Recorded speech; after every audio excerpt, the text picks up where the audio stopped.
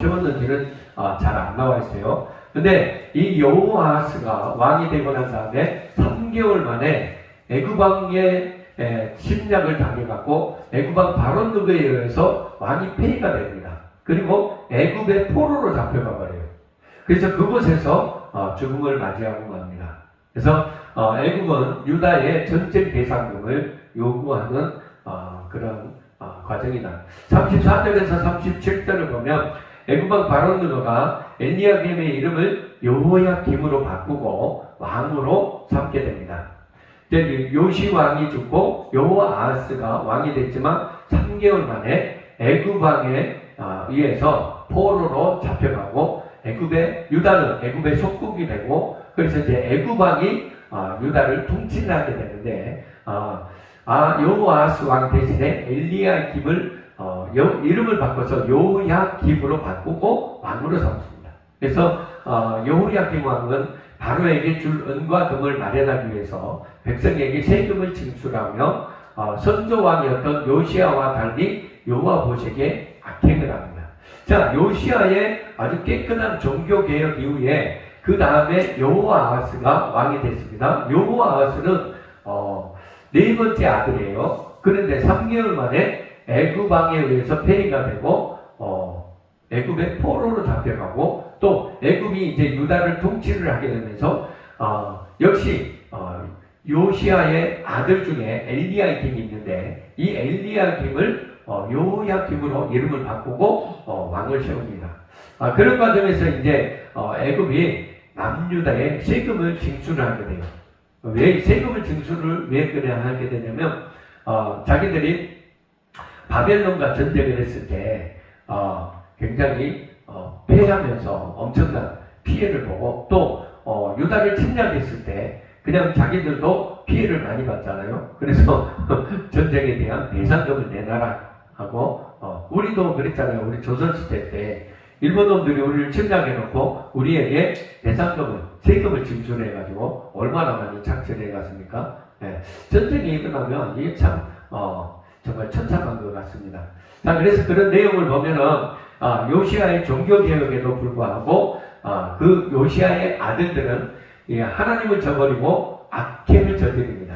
그러니까 여호아하스도 그렇고 엘리야김인 여호야김도 마찬가지로 두 아들이 왕이 되기는 했지만 왕이 되고 나서 이 권력욕에, 그리고 명예와 이게 또 이 사람들이 인기가 좋아지고 왕에 대한 권력에 있어서 악행을 저지르는, 누구의 악행을 따르냐면 선왕이었던 므낫세의 악행을 따릅니다.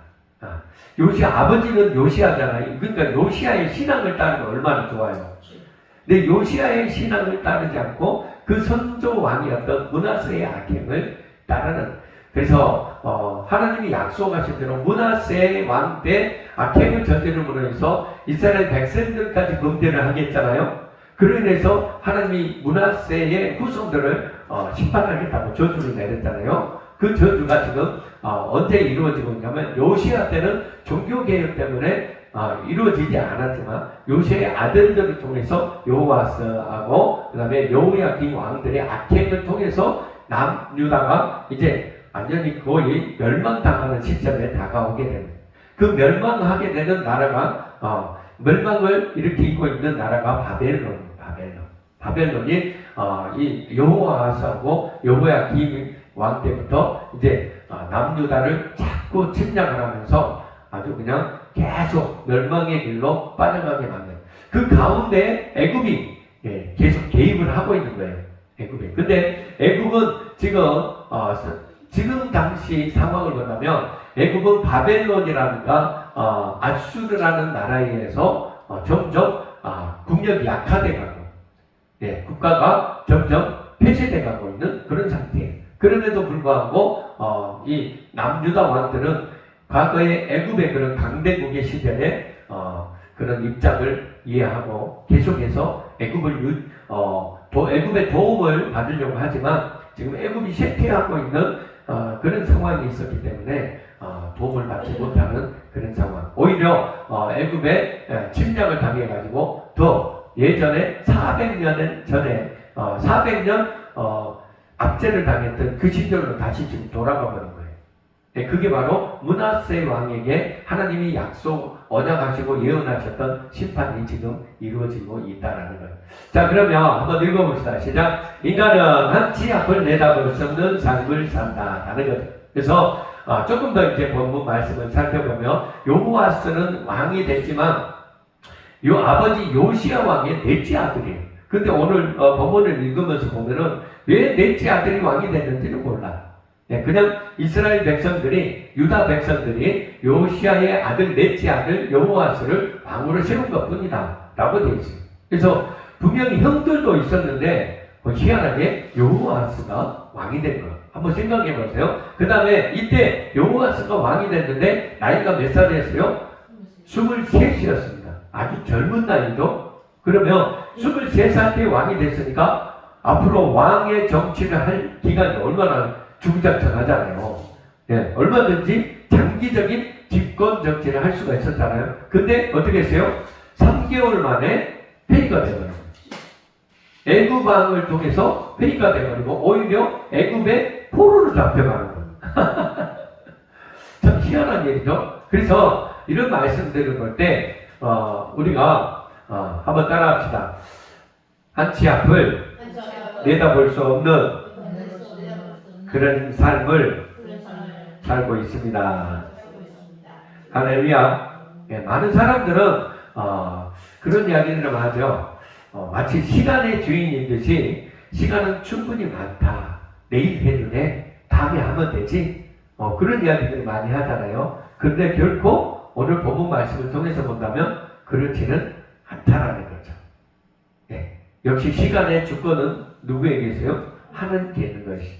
우리는 한치 앞을 내다볼 수 없는 그런 삶을 살고 오늘 이 시간 이후에도 우리는 어떤 일이 일어날지 모른 채 이 시간을 보내고 있는 거잖아요.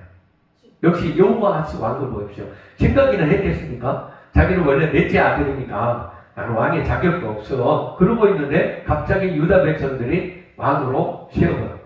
그것도 23살에. 그래서 장기 집권할 수 있겠다라고 생각도 할 수 있겠지만 갑자기 속국으로 삼고 있던 애굽의 왕 바로누가 자기를 폐위시키고 포로로 잡아가버려요.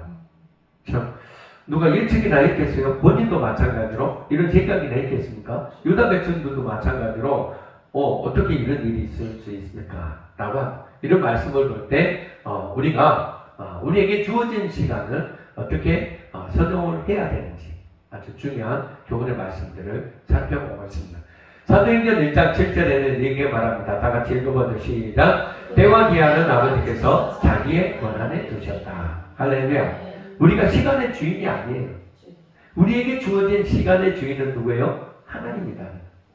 그럼 우리에게 주어진 시간을 어떻게 활용해야 되는가? 야고보서 4장 14절은 이렇게 말합니다. 시작. 내일 일을 너희가 알지 못하는도다. 너희 생명이 무엇이냐? 너는 잠깐 보이다가 없어지는 안개니라. 할렐루야. 그래서 마태복음 6장 34절에는 이렇게 말합니다. 시작. 그러므로 내일 일을 위하여 염려하지 말라. 내일 일은 내일 염려할 것이요 한 달 괴로움은 그날에 족하니라. 할렐루야.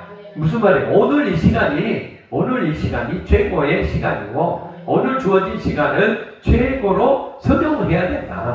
선한 일에 사용해야 된다라는 것이죠. 할렐루야. 그렇습니다. 마태복음 24장 44절에도 그래서 이렇게 말합니다. 시작. 이러므로 너희도 준비하고 있으라. 생각하지 않은 때에 인자가 오리라. 옆에 사람 축복합시다. 항상 깨어있고 준비하고 있습니다. 준비하고 있어야 돼요. 그렇지 않아요? 할렐루야. 여러분이 오늘 기도한 거 하나님 들으십니다. 그리고 언제 어느 때 축복하시고 응답할지는 몰라요.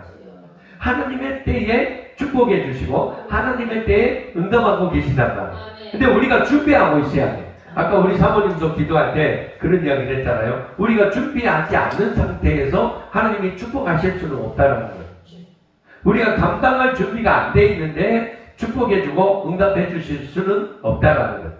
감당되지 않고 준비가 되지 않았는데 만약에 축복해 주시면 혹시나 이거를 하나님이 주신 것이 아니고 내가 한 것이다. 내 노력으로 내 공로로 된 것이다. 라고 교만해 줄 수 있기 때문이죠. 다시 한번 옆에 사람에게 항상 준비하고 있읍시다. 할렐루야. 네, 준비하고 있어요. 그래서 그 항상 준비를 하기 위해서 우리는 하나님의 품을 떠나서는 안 돼. 말씀을 떠나 있어서도 안 돼. 하나님 곁을 떠나 있어서도 안 돼.